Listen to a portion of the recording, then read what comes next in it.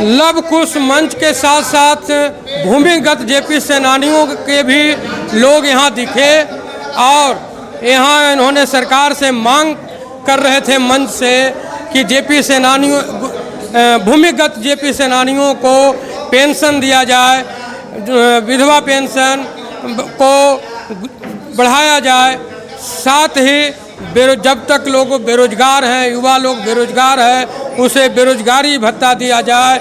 इसका मांग जेपी सेनानी भूमिगत लोगों का जो चेयरमैन है, राष्ट्रीय अध्यक्ष है ब्रह्मदेव पटेल जी ने नीतीश कुमार से, साथ ही देश के प्रधानमंत्री माननीय मोदी जी से किया है। सामाजिक सम्मेलन है।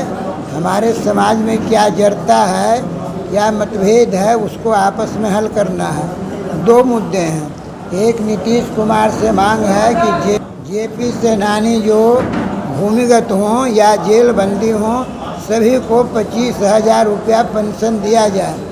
दूसरा, नरेंद्र मोदी जो प्रधानमंत्री हैं 11 साल से, उनसे कहना है कि वे इमरजेंसी की बराबर चर्चा करते हैं, लेकिन इमरजेंसी के विक्टिम लोग हैं, जो मारे गए, जो शहीद हो गए, जिनका सेनूर उजड़ गया, जिसका घर द्वार उजड़ गया, जिसको लंबे दिनों तक 22 महीना हम लोग को जेल में रखा, उन लोगों के लिए वे एक शब्द भी नहीं बोल रहे हैं। ना तो सहानुभूति का कोई शब्द बोलते हैं, ना तो कोई सम्मान देते हैं। उनसे आग्रह है कि आप जेपी सेनानी को, कहीं लोकतंत्र सेनानी है, 50,000 रुपया महीना पेंशन दिया जाए, उनके परिवार को एक सरकारी नौकरी दिया जाए।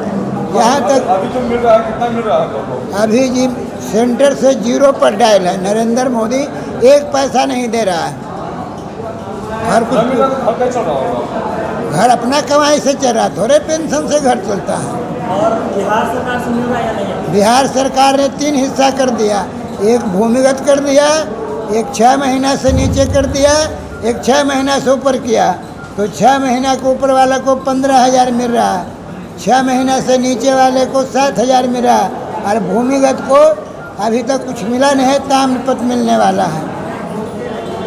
दूसरा सवाल हम लोग का है कि भारतीय फौज में 4 जातीय रेजिमेंट है, राजपूत रेजिमेंट है, सिख रेजिमेंट है, गोरखा रेजिमेंट है और जाट रेजिमेंट है।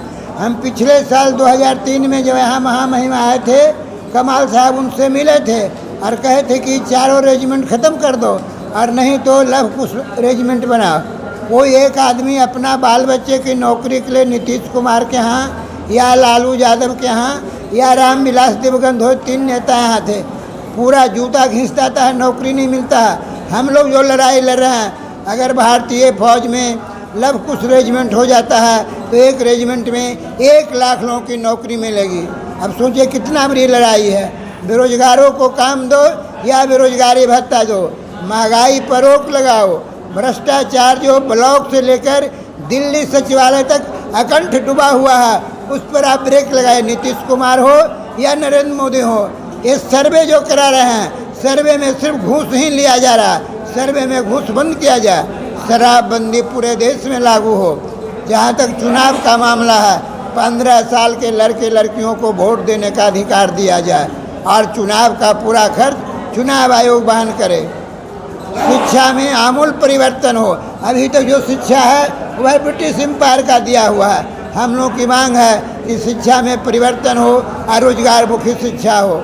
अगला जो कार्यक्रम है 5 जून को, इस संपूर्ण क्रांति दिवस के अवसर पर नीतीश कुमार का घेराव होगा इन्हीं 12 सूत्री मांगों के लिए, और 25 जून को प्रधानमंत्री का दिल्ली में घेराव होगा। और पिछले 20 वर्षों से बिहार में लव कुश की भी मुखिया सरकार में है, उसके बाद भी लव कुश का आर्थिक, सामाजिक, राजनीतिक उत्थान नहीं है। तो इस पर लव कुश मंच जो है वो क्या कर रहे हैं? ये दोनों को जगदेव बाबू के उस नारे को हम लोग ला रहे हैं, 100 में 90 शोषित है, 90 भाग हमारा है। ये नीतीश कुमार, ये शकुनी चौधरी का बेटा सम्राट या विजय शर्मा, ये सब 10% में आते हैं। वो पैदा जरूर लव कुश में हुए हैं, लेकिन लव कुश का काम नहीं कर रहे हैं। वो काम कर रहे हैं दूसरे इतर वर्ग का।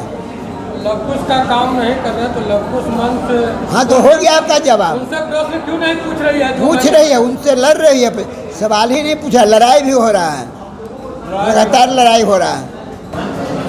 आज लवकुश मंच का कार्यक्रम रहा। लवकुश मंच किस उद्देश्य से काम कर रहा है? लवकुश मंच जो है, जो लवकुश के जो भी जेपी सेनानी हैं या फिर उनके तहत जितने भी लोग आते हैं जिनको न्याय नहीं मिलता है, जिनका कहीं न कहीं शोषण हुआ है, उसके लिए हर मुद्दे पे आवाज़ उठाने का काम है। लवकुश की लड़कियां या लड़के जो आज शिक्षा का अभाव है, वो पलायन कर रहे हैं बिहार से बाहर, उसके लिए लवकुश मंच या लवकुश के जो सत्ता में नेतागण हैं उनका क्या प्रयास है? देखिए, जनता से वोट लेकर के नेता तो बन जाते हैं, लेकिन सरकार जो चलाती है तो नेता बनने के बाद वो तो उनके अधीन हो जाते हैं। वो जो जनता वोट दे के जाती है उनकी समस्याओं को सुनने के लिए उनके पास समय नहीं है। तो लवकुश की जो भी लड़कियां हैं, जैसे हमारे बिहार में जितने भी कोचिंग हैं, क्यों कोटा ही जाते हैं, तो कोटा के तर्ज पे हमारे बिहार में भी शिक्षण संस्थान होना चाहिए, रेट कम होना चाहिए, तभी तो हमारे बच्चे पढ़ेंगे ना, हमारी बच्चियाँ पढ़ेंगी। बेटियों को अगर हम पढ़ा रहे हैं तो खर्च भी बहुत आता है, तो सरकार से ऐसे कोचिंग की व्यवस्था हो जहाँ निम्न रेट पे उसको अच्छे कोचिंग शिक्षण संस्थान में उनको अपग्रेड किया जाए, तभी हमारी बेटियाँ आगे पढ़ेगी। आज देख लीजिए आप, हर क्षेत्र में हमारी बेटियां, चाहे जिस चीज़ का रिजल्ट निकल रहा है, हमारी बेटियां अव्वल रहती है। तो मेहनत तो कर रही है, लेकिन सारे जो ग्रामीण इलाके की बेटियां हैं उनको वैसा माहौल नहीं मिल पाता है, वो आगे नहीं बढ़ पाती हैं। नई शिक्षा नीति के तहत स्नातक करने में पहले 3 साल लगता था, अब 4 साल लगेगा। 4 साल में 8 बार एग्ज़ाम होना है और 8 बार एडमिशन होना है। इसमें कई गुना खर्चा बढ़ गया है। गरीब समाज के लोग, वो किसी भी बिरादरी के हो, वो बच्चे या लड़कियां शिक्षा ग्रहण मतलब स्नातक कैसे करें? तो यही देखिए, हमारे समाज के जो भी बच्चियाँ हैं जो नई शिक्षा नीति ला रहे हैं, तो आज BA MA करने से तो कोई नौकरी मिल नहीं रहा है, उसके लिए कहीं ना कहीं कंपटीशन है, टेक्निकल है। तो हमारे क्षेत्र में टेक्निकल का अभाव है। अगर टेक्निकल और उद्योग खुलेंगे तो हमारे यहाँ रोज़गार मिलेगा। हमारे यहाँ के रोज़गार आपने कोरोना काल में देखा होगा, हमारे बिहार के ही गरीब मजदूर हर प्रदेश में जाते हैं, चाहे पंजाब हो, सूरत हो, बम्बई हो, गुजरात हो, महाराष्ट्र, कहीं भी जाते हैं। अगर उनको बिहार में ही उद्योग मिलेगा तो क्यों पलायन करेंगे? तो सरकार तो उद्योग लगा नहीं रही है, तो कहीं ना कहीं तो शोषित हो रहे हैं ना। जो बेरोजगार है वो तो रोजगार के लिए यहाँ ही रोजगार नहीं मिल रहा है, तभी तो वो पलायन कर रहे हैं। तो सरकार को ऐसी उद्योग यहाँ लगाना चाहिए।